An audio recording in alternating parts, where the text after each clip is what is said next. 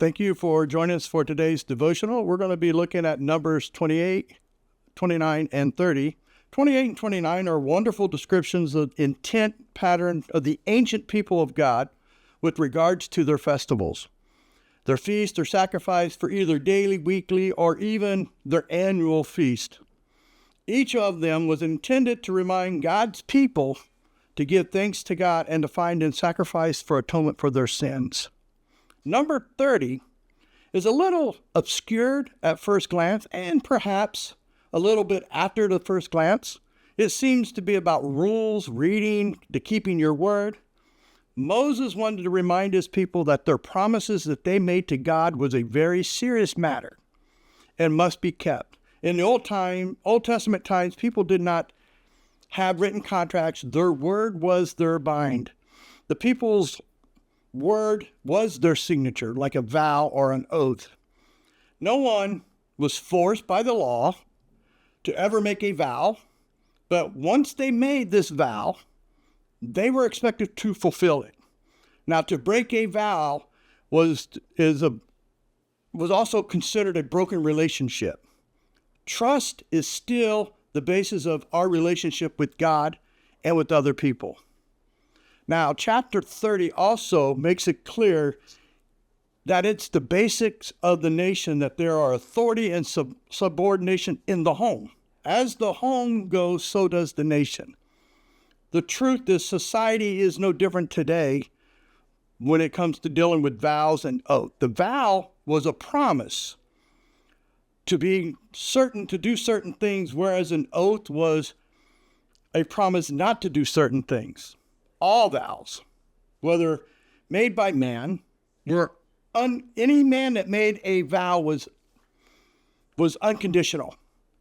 He was fully responsible for them. However, vows made by a woman were often conditional in nature. For example, there was two types of vows. One, if she was not married and living in her father's home, and a woman would make a vow, the day that the father heard of that vow, he has a right to change that vow and make it null and void.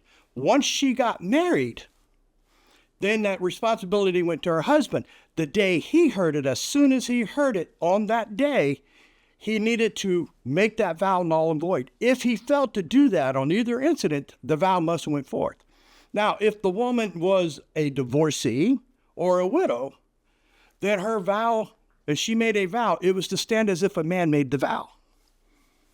Now, when we look at our society, here, a good application for this is our society today is eroding because of unkept promises. Whether they involved official contracts, marriage vows, political pledges, or words spoken on the witness stand. This is why Paul in the New Testament tells husbands to look after their wives and to give sacrifice of their own lives for them, as Christ did for the church.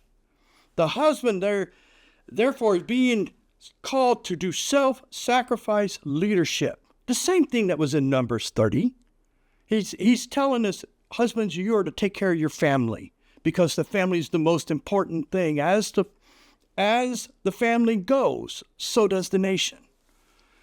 Now, the Bible gets to the essence of the matter that a wife is to respect her husband. And the husband is to love his wife as Christ loved the church. We do not live in ancient Israel anymore, but we are to live in a Christ church. And we're to follow his model for living. Paul described that. Here's a question that we need to ask ourselves. Who are you worshiping? Are we worshiping like in 28 and 29 ritually? Or who did you and I make a promise to? Who did we say we would do this and we didn't keep our word? You know, the feasting celebration, it was a worship, just like when we go to church and we worship. But here's the thing. God expects you and I to keep our words. We are bound by our word. Now, we expect the Lord to keep his promises. And he expects us to keep ours. We are glad you are on this Bible reading with us. Don't sweat it if you missed a day or two. Don't focus on catching up. Just jump right back in with us tomorrow. We are all doing this together.